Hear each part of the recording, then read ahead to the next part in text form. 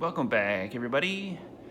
Yesterday, we opened up some Cryptid Nation MetaZoo's 2nd edition booster packs, and I was reminded of another 2nd edition collectible card game that I played when I was younger.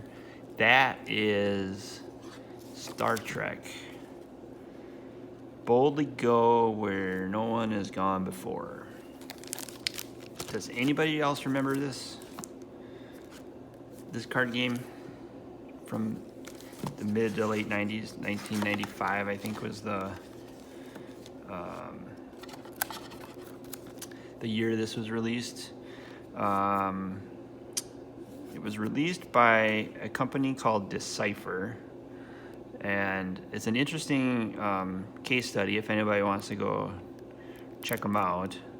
They started as a puzzle game company and then did role-playing games, and then bought the rights to the Star Trek intellectual property, or did licensing with Universal or whoever owns Star Trek at the time, and then made a trading card game shortly after Magic the Gathering came out, and it was a huge success. They did, black bordered cards, made all of the Star Trek Next Generation characters in like a 326 card set. That was kind of their alpha limited edition, and then they reprinted everything in white borders, and this was kind of their beta edition. They did 60 card booster packs, 15 card expansion sets, and then of course like all the recognizable Star Trek Next Generation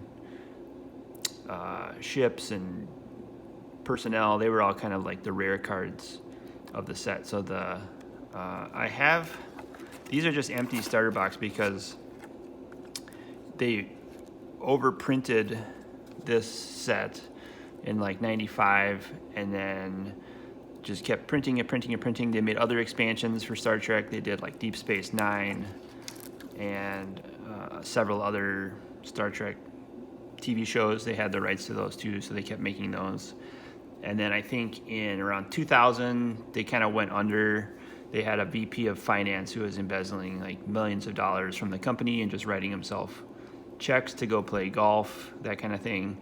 And so they laid off like 100 employees, basically went down to like 2 people, and only made one card game at the time. They also did Star Wars. So after Star Trek, they got the rights to Star Wars and did like the movies, the George Lucas Star Wars movies before Disney bought Star Wars from Lucas, and they made a whole ton of A New Hope, Hoth, Dagobah, Cloud City. They made all these expansions for Star Wars using all the recognizable characters and scenes from the movie on these card games.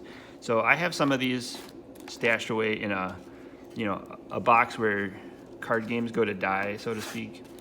And I thought I'd bring a couple of these out and kind of show you what the Star Trek cards look like. They're not worth a lot, to be honest.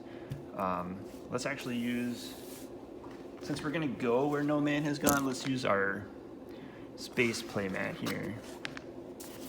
Just like that, there we go.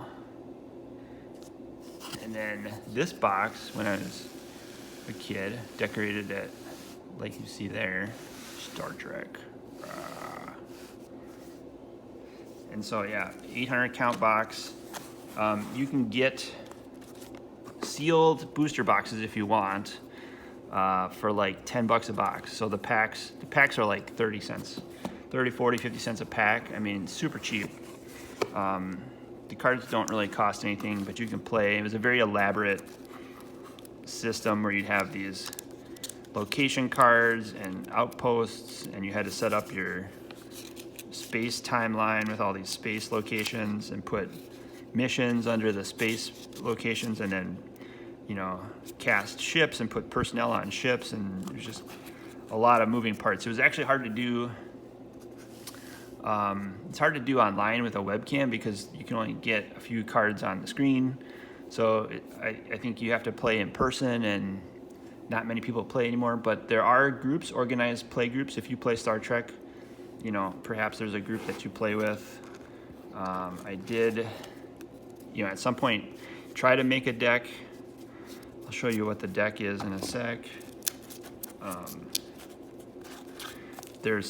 I have some rule books that came in the starter decks to tell you how to play. I think these are the rare cards. These are Bridge Crew is the name. So you have like Beverly Crusher, Data, Deanna Troi, Geordie LaForge, good old LeVar Burton. You got Jean-Luc Picard there, Luxana Troi, Tasha Yar, Thomas Riker, Wesley Crusher. There we are. William T. Riker, Worf, and the Enterprise. So I would say like these Bridge Crew were kind of like the Power 9 of Magic, but they were the more powerful personnel that had more integrity, cunning, and strength. And then you needed these combinations of these attributes in order to like crew a ship, if you would, or complete certain missions. There were these artifacts that you could stick under the missions. These were pretty good. I remember like the Betazoid gift box. It lets you immediately look through your draw deck for up to 30 seconds and choose 3 cards to place in your hand, reshuffle draw deck, and discard after. So kind of like a brainstorm in a way that if you played Magic, but very good ability. There were black bordered cards in the 94 release, and then the white bordered were copyright 95. So they printed very few of these and a ton of these whiteboards, like to oblivion. They just overprinted those. And then other sets they did, these were still next generation, 96, 99 even, but they did like, you know, other, you know, Mona Lisa, Star Unite. I'm not sure what sets those are from, but they're in the Star Trek universe. And then what else is in this box? This might be a mix of original limited edition. These are like limited edition outposts from the first set.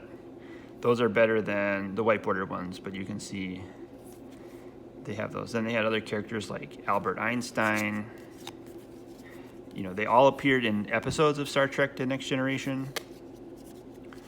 So if they were in any of those episodes, which they may have aired for like 10 years on television, then they're going to be captured in this card set. We have, who else do we have? Alyssa Ogawa, Benjamin Maxwell, Calloway, Christopher Hobson. If they had this little symbol next to the name, I think you could play multiple copies in your deck and have them on the battlefield at the same time.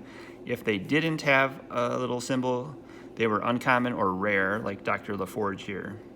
And you could only have one at a time, I believe, in your deck on a ship or at play at the same time. So that was kind of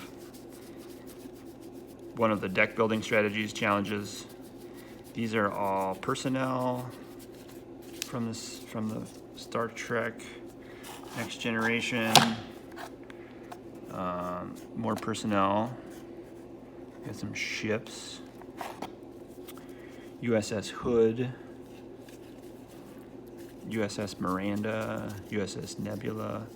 Looks like I kept 4 of everything. USS Sutherland, 1, 2, 3, 4, and USS Yamato, 1, 2, 3, 4. So if I had them in the black bordered, I kept them in black bordered, and if I had them in white border, I kept them in white bordered. I'm not sure if I was set collecting or just collecting, but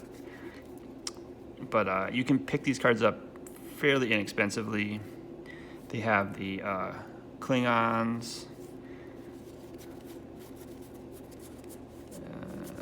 There's some black bordered cards, alphas, betas, unlimited. John Tesh there, K. Tesh. I think he did like the the NBA theme song, dun, dun, dun, dun, dun, dun, dun, dun, whatever the song is that they played at basketball games. I think that's a John Tesh composition. Check that out. But yeah, this was Star Trek. It was very popular for a number of years. And then Decipher, like I said, when they were like super profitable, super popular, they did the Star Wars, which was the next trading card game that they did. I have some of those sets. I'll pull those out at some point too and kind of show the channel what Star Wars was all about. But there were also Romulans, like Spock was a Romulan. He was not in Star Trek Next Generation, but he came out in one of the later Star Trek trading card sets. I cannot pronounce half of these names, so if you can, go for it. But yeah, this is Star Trek The Next Generation collectible card game. If you are a subscriber of this channel, you're probably following for Magic content, which is going to be the majority of what is on this channel. But it will also cover other trading card games like MetaZoo, Flesh and Blood, Scout Vessel from Star Trek here. And then we have some non-aligned personnel that you can put on. You can play these in either Federation decks or Klingon decks, like that. All right, so those are the quick overview of the cards. I actually had maybe a deck that I probably saved or tried to put together in sort of like a deck. If you were trying to make a deck, you had to put in like 6 locations, and so it reminded me of MetaZoo, UFO. These really remind me of the Magic's Unfinity space land, the full art basic lands that have space locations on them. So I think we opened up a couple boxes of Unfinity and pulled a bunch of space lands. I'll go find those and show you just for comparison what those look like compared to these like Star Trek Next Generation lands. They even made foils at some point, so this is like a foil space land. This is a wormhole negotiations. And then yeah, you'd put these on the battlefield like this. Maybe it's called the battlefield, I don't know. And then you would alternate with your opponent playing your locations. I think you'd put like an outpost down where you would like start entering the battlefield, and then you would put all these artifacts and I also think dilemmas too. You kind of mix these up and put these like face down. So if you put a dilemma under the mission, the opponent would have to kind of compete against this dilemma before they could earn the points and win the mission. And then the goal was to get like a couple hundred points by completing maybe 100 points, yeah. Maybe like if you complete a number of missions, you need the first one to 100 points wins the game, something like that. These artifacts, there's some black border artifacts and white border artifacts, but basically you put them face down, kind of underneath the missions like that. And then I think you would do the same thing with the dilemmas. So I think Borg ship was a really good dilemma. It was self-controlling ship. It had weapons of 24, shields of 24. You start it at a mission, and then it attacks everything. End of every turn, it moves 1 card toward and off the space line, long end, destroy for bonus. And so you had to destroy it for 45 points. And then so those you could put under there as well, I believe. I might have to reread the rules and figure out how that works. But basically you could seed those like that underneath your thing. Yeah, read the rules, very important. And then this is, like your deck. It's kind of all alphabetized. But basically you would shuffle it up. You have some event cards. Kivas Fajo. Choose any player to immediately draw 3 new cards from the top of their draw deck. Discard event after use. So that is an Ancestral Recall, everybody. That's pretty cool. There's Masaka Transformations. Play on any player. That player must shuffle their entire hand, place on the bottom of the draw deck, and draw the same number of cards from the top. Discard event after use. So that is like a Winds of Change, maybe, from Magic, or similar to like a Wheel of Fortune. That's pretty cool. You have Raise the Stakes, an event. Your opponent must forfeit the game or agree to an eventual winner may randomly select and keep 1 card from the loser's 60-card deck. So that's like an ante. So it's like you either lose now or you got to give up a card. That is kind of... We have Rescue, regenerates a card. Exchange this card for any card in your discard pile. So basically that's regrowth. Static Warp Bubble, play on a table. Opponent must discard 1 card before ending each turn. So you kind of have like Disrupting Scepter, maybe.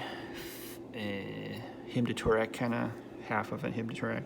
And then the Hue here nullifies an attacking board ship for this turn. It destroys a card. So I think I put those in there because if you landed on a Borg ship, obviously you wanted to have this card in.